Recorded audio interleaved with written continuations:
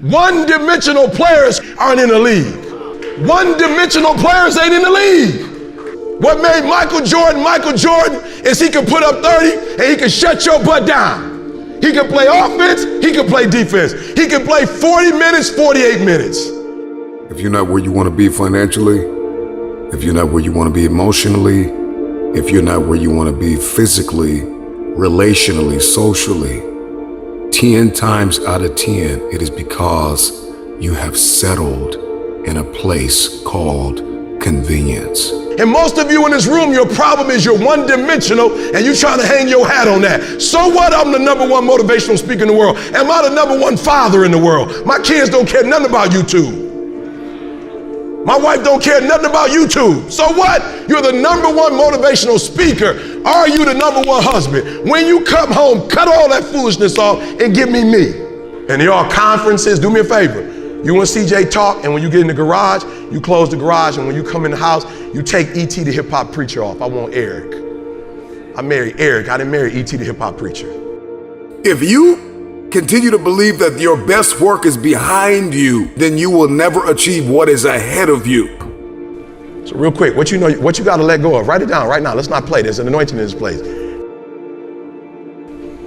What do you need to let go of so you can become 1%? Wealth is a mindset, it's not a dollar amount. No, catch that. Wealth is a mindset, it's not a dollar amount. The wealthy do what the poor won't do. The problem with many of you is that you got fooled, you got complacent, you got lazy. Somewhere along the line, you lost your enthusiasm, your optimism.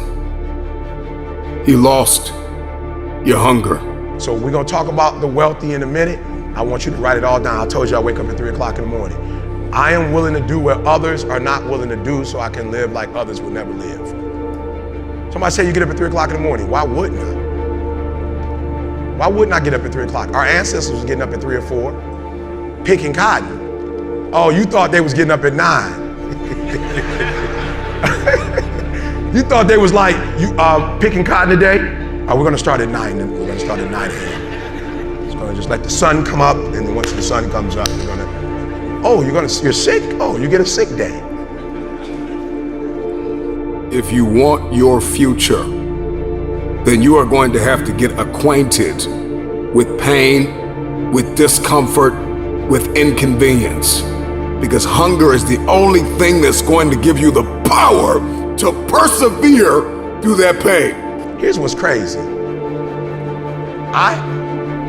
In the 1800s, I had to have a certain work ethic just to survive. And you have the opportunity to become multi-millionaires, billionaires, and your work ethic is worse than the people who was forced to work.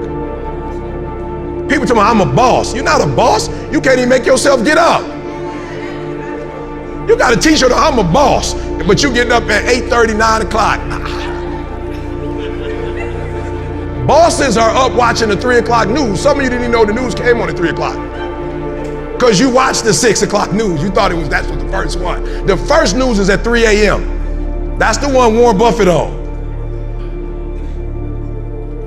No, you're saying Warren Buffett is Warren Buffett because he's a white male. Warren Buffett is Warren Buffett because of where he grew up. Warren Buffett is not Warren Buffett because of where he grew up. Warren Buffett is Warren Buffett because what he does. He reads 6 hours a day every day. That's 42 doggone hours a week. So when Warren Buffett makes a decision, he makes a very wise decision. Why? Because he's making it off of 42 hours of reading. You hadn't read nothing. You making decisions off the Housewives of Atlanta.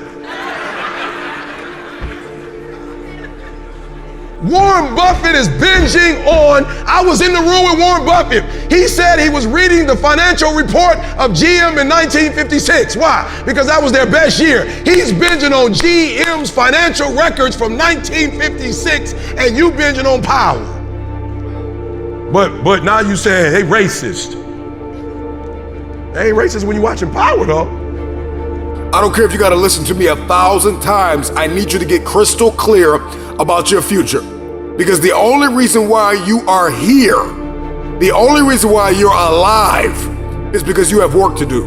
Come on, talk back to me. You are not a boss because you got all day to do whatever you want to do, and the most you can do is go to work for somebody that you don't like and you don't care for, and dog them out and complain about them when they're giving you a check. They guaranteeing you a check, they making sure you got health care, and you dogging them out. If you don't like what they doing, why are you still there? Go get your own job. They weren't the only ones that was blessed, and that was fruitful, and that could multiply, and that could subdue the earth and have dominion. They're not the only ones.